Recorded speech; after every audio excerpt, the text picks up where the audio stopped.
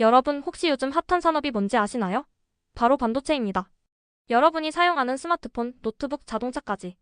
이 모든 기술의 핵심이 반도체입니다. 한국은 오랫동안 반도체 강국으로 불려왔습니다. 하지만 지금 이 산업이 심각한 위기를 맞고 있다는 사실 알고 계셨나요? 반도체 산업의 경쟁력은 기술력에서 나오고 기술력의 핵심은 사람입니다. 하지만 지금 반도체 인력이 심각하게 부족한 상황입니다. 업계에 따르면 2031년까지 30만 4천 명의 반도체 인력이 필요하지만 7만 6천 명이 부족할 것으로 예상됩니다. 특히 첨단 기술을 연구할 석박사급 인재 부족이 심각하다고 합니다. 그런데 어렵게 양성된 인재들마저 해외로 빠져나가고 있습니다. 중국과 미국 반도체 기업들은 한국 연구자들을 적극적으로 영입하고 있습니다. 이유는 간단합니다. 연봉이 두세 배 이상 차이 나기 때문이죠. 중국 반도체 기업의 핵심 연구진은 한국인이다. 미국 반도체 기업에서도 주축이 한국 사람이다. 현장에서 이런 말이 나올 정도로 국내 인재 유출이 심각한 상황입니다. 이 문제를 해결하기 위해 3년 전 정부는 15만 명의 반도체 인력을 양성하겠다는 비전을 발표했습니다. 하지만 현실은 정반대입니다. 반도체 관련 학과에 입학한 학생들조차 등록을 포기하는 사례가 급증하고 있습니다. 삼성전자, SK하이닉스 같은 대기업 취업이 보장된 반도체 학과에서도 정원 대비 2배 가까운 포기자가 발생하고 있습니다. 그 이유가 뭘까요? 바로 의대 쏠림 현상 때문입니다. 안정적인 직업을 원하는 분위기 속에서 학생들은 반도체보다 의대를 선호하고 있습니다. 정부는 반도체 인력 양성을 강조하고 있지만 대학 입시에서는 반도체 관련 학과보다 의대 정원을 늘리는 것이 더 큰 이슈가 되고 있는 상황입니다. 그렇다면 반도체 산업의 미래는 어떻게 될까요? 전 세계적으로 AI 반도체, 시스템 반도체, 차량용 반도체 등 새로운 시장이 급격히 성장하고 있지만 한국이 이런 변화에 제대로 대응하지 못한다면 반도체 강국이라는 지위도 더 이상 유지하기 어려울 것입니다. 지금도 글로벌 반도체 시장은 빠르게 변화하고 있습니다. 미국과 중국은 대대적인 투자와 인재 영입을 통해 시장을 장악하려 하고 있고 한국의 경쟁력은 점점 떨어지고 있는 상황입니다. 연구 인력 부족, 해외 유출, 의대 쏠림 현상. 이대로라면 한국 반도체 산업은 더 큰 위기에 직면할 수도 있습니다. 한국 반도체 산업은 과연 이 위기를 극복할 수 있을까요? 박장호 대표님은 어떻게 생각하세요? 반도체 산업 이대로 괜찮을까요? 지금 반도체 산업의 가장 큰 문제는 돈입니다. 사람이 없어서 반도체가 어렵다고요? 아닙니다. 사람이 없게 만든 구조가 문제입니다.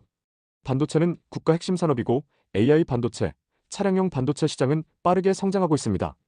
그런데도 인력이 부족한 이유는 경제적 보상이 부족하기 때문입니다. 중국과 미국은 어떻습니까? 반도체를 전략 산업으로 지정하고 수십조 원 규모의 투자를 아끼지 않습니다.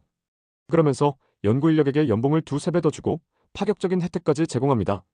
이러니 한국에서 키운 인재들이 해외로 빠져나가는 겁니다. 대표님 반도체 학과 등록 포기까지도 한다는데 왜죠?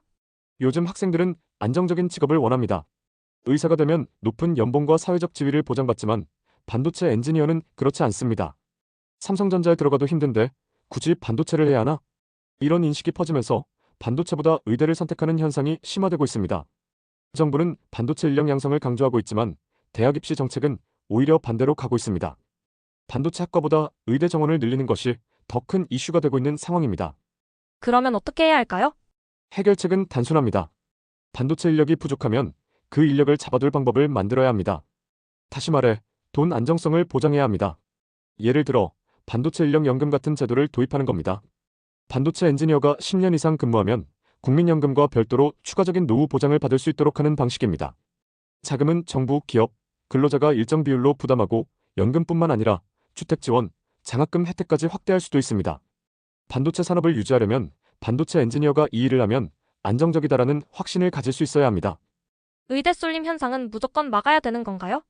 반대로 의대 쏠림 현상을 무조건 부정적으로 볼 필요는 없습니다. 오히려 대한민국이 의료 산업을 전략 산업으로 육성하는 기회가 될 수도 있습니다.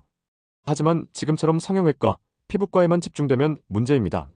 정부는 단순히 의대 정원을 늘릴 것이 아니라 의료 인력이 다양한 분야로 분산될 수 있도록 정책을 설계해야 합니다. 대표님 정리해보자면요. 결국 반도체와 의료 산업 모두 대한민국의 미래를 책임질 핵심 산업입니다. 반도체 산업이 살아남으려면 인재들에게 경제적 안정과 보상을 제공하는 정책이 필요하고 의료 산업 역시 균형 잡힌 방향으로 성장할 수 있도록 체계적인 전략이 필요합니다. 그렇지 않으면 반도체 산업은 인력 부족으로 경쟁력을 잃고 대한민국은 성형외과 천국이 될 수도 있습니다. 이제 우리는 선택해야 합니다. 반도체 산업을 포기할 것인가 아니면 인재 유출을 막고 글로벌 경쟁력을 유지할 것인가? 대표님 오늘도 인사이트 감사합니다. 여러분들의 의견도 댓글로 달아주세요.